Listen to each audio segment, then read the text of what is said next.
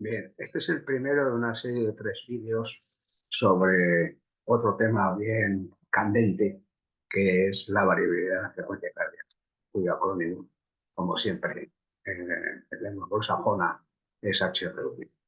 Bien, este primero, pues, habla sobre el trasfondo matemático que puede tener este sistema de valoración.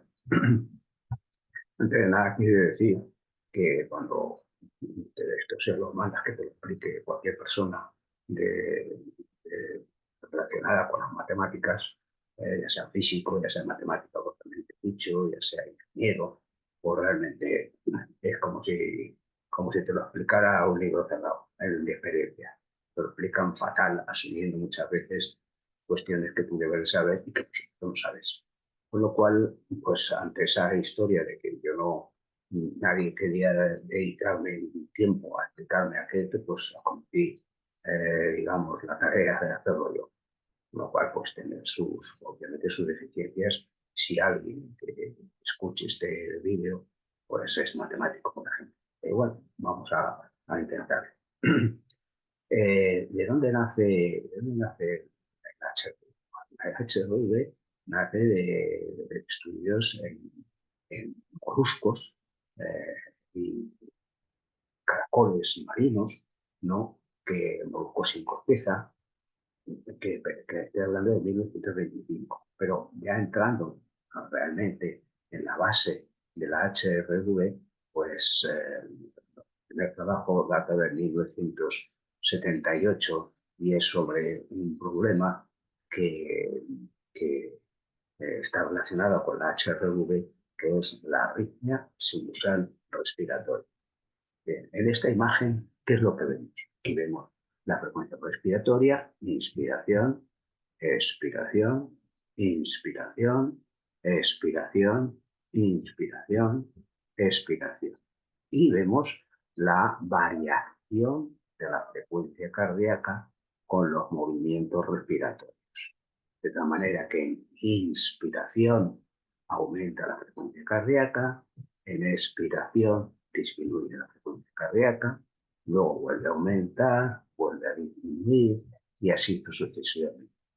De manera que entonces observaron que había una especie de variación de la frecuencia cardíaca registrada por el electro y que se relacionaba con la respiración.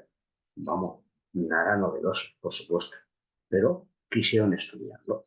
Entonces, al estudiarlo, se encontraron con que eh, la variación de la frecuencia cardíaca que he cogido aquí, es decir, esta variación de la frecuencia cardíaca, si con un poco de alguna manera de imaginación, si se quiere, pues obedece a una función del seno. Una función del seno típicamente sube, baja.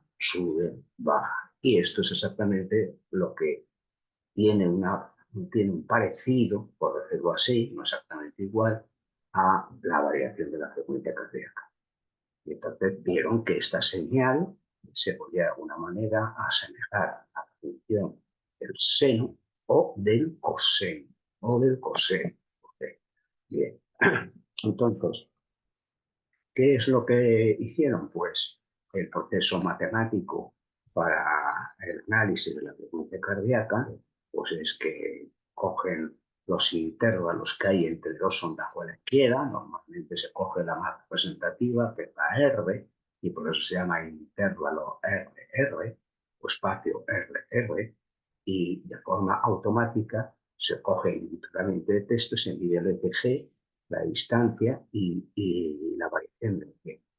La variación sigue un comportamiento, como hemos dicho, que se asemeja a función del seno, coseno o de ambas. Por lo tanto, matemáticamente se busca la función seno, coseno o ambas que mejor se ajustan a los datos que hemos medido del intervalo RR. Finalmente, entonces, ¿qué es lo que se obtiene? Se obtienen los valores de frecuencia del número de veces que se repite una onda seno o coseno, es decir, en definitiva, esto, las veces que se repite, ¿vale? Y se obtiene también la amplitud, es decir, la distancia entre el pico de una onda y el eje horizontal. Es decir, sería esto, ¿vale? Bien, entonces, esa es la dinámica. La dinámica que yo considero que hay que entender cómo se hace, aunque sea mínimamente, para saber realmente a qué nos enfrentamos con este procedimiento matemático. Bien, entonces, ¿cómo se comporta la señal? La señal que se comporta, digamos, pues de una manera lineal o, o se comporta de manera no lineal, ¿vale? Entonces, aquí lo que hay que ver es que diferentes métodos matemáticos, todos complejos de entender, como puesto ahí para un profano en la materia, como yo. Es decir, que cuando ya se meten en conocer qué tipos de tratamientos matemáticos hay que hacer, pues, a mí se me escapa, a mí se me escapa. Y a la mayor parte de los mortales también. Y a los matemáticos que se implican a los mortales también. Bien. Entonces, hay diferentes métodos matemáticos que ven que la señal no es lineal, sino que es una señal no lineal. Entonces, al ser una señal no lineal, pues obviamente es complejo de entender para los que no somos habituados a este tipo de matemática, entre comillas, avanzada. De los métodos no lineales he puesto este dibujo porque muy utilizado en el mundo del movimiento, por decirlo así, que son los diagramas de Poincaré. Los diagramas de Poincaré lo que muestran es una serie de distancias RR y de una respecto a la otra, a la anterior, etcétera, etcétera, quien quiera pues que lo busque ahí en internet, en las cuales al final se hace una elipse en la cual están concentrados los mayores datos de RR y luego los datos que están fuera de esa elipse. De tal manera que hay dos ejes. El eje, digamos, S de 1, que es lo ancho, que es la elipse, y el eje S2, que es lo alargado, que es la elipse. Bien, entonces el eje longitudinal es un eje de identidad, es decir, que si están todos los datos apiñados ahí sobre ese eje, pues significa que los intervalos están muy cercanos unos de los otros. El S de 1, que es el eje transversal, representa la desviación estándar de la variación instantánea de los intervalos y se aprecia como el diámetro menor de la elipse. ¿Y qué es lo que indica? Aleatoriedad. Es decir, que si esto en vez de ser así fuera más grande, pues más aleatorio. Y luego se obtiene el SDLN, que se obtiene dividir el valor de SD1 por la media de intervalos y luego multiplicar por el resultado por 1000. En definitiva, este es un ejemplo muy, muy utilizado en el mundo del entrenamiento y que, bueno, pues es fácil porque es muy visual, pero ojo con el asunto. Bien, pero con independencia del método matemático, que hay unos cuantos, los he expuesto en algún trabajo, pues el resultado es que se exponen un espectro en bandas de frecuencia.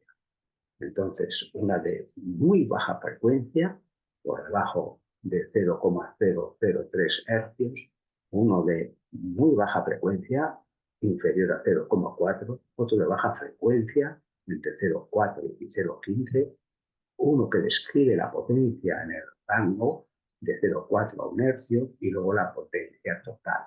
Esos son lo que habitualmente suele dar cualquier instrumento de valoración o cualquier procedimiento matemático.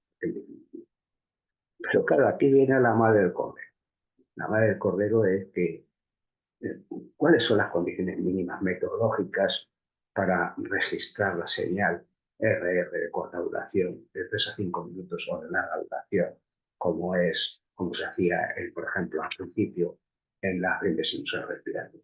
Primero, control del estado de reposo o ejercicio. El sujeto tiene que estar en reposo. Lo mejor, tumbado supino. En su defecto, sentado, pero nunca de pie, porque si se pone de pie, hay unos ajustes hemodinámicos que alterarían la lectura del aire. Segundo, y muy importante, control de la respiración, puesto que como hemos visto que la respiración afecta a la variación del intervalo entre RR, o que es lo mismo, a la variación de la frecuencia cardíaca, pues tienes que fijar una respiración para poderlo luego reproducir. Se estima que entre 12 y 14 respiraciones.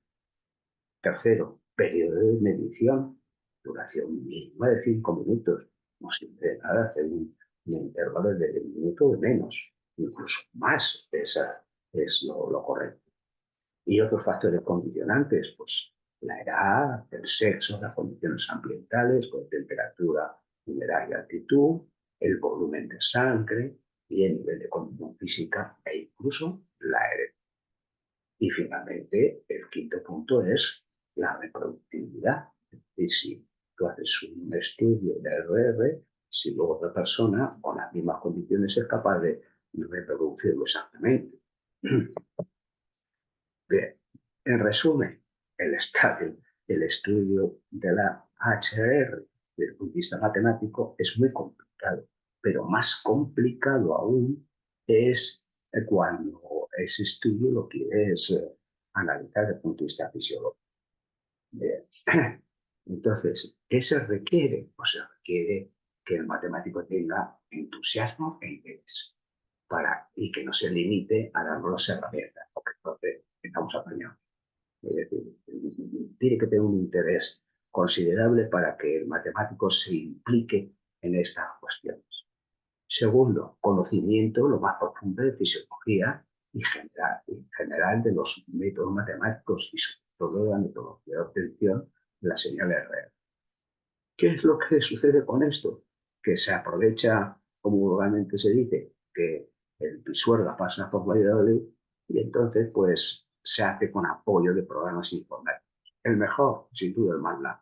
Ahora, yo lo intenté manejar aquello y aquello para mí fue inviable. Con lo cual pues han salido programas más sencillos, uno de los cuales es el QoS. Ese programa que